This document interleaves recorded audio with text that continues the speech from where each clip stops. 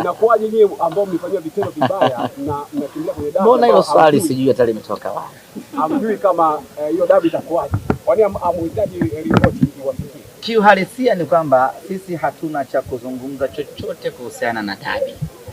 Taarifa yetu tuliitoa na kila mwana Simba na Mtanzania alisoma na akaielewa. Na sisi malalamiko yetu ilikuwa ni uvunjwaji wa kanuni. Kwa hiyo tukasema tunataka kanuni zifuatwe. Mamlaka zikaufuta mchezo na sasa mamlaka zimeupangia tarehe mpya mchezo.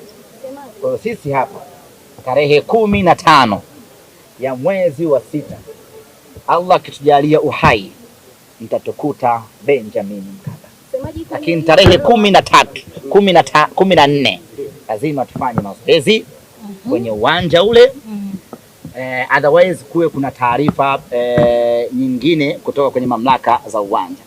Tukifanya mazoezi tarehe 14, tarehe 15 nyama anaingia uwanjani kwenda kucheza mechi. Kwa sisi hatuna discussion yoyote na mchezo huu.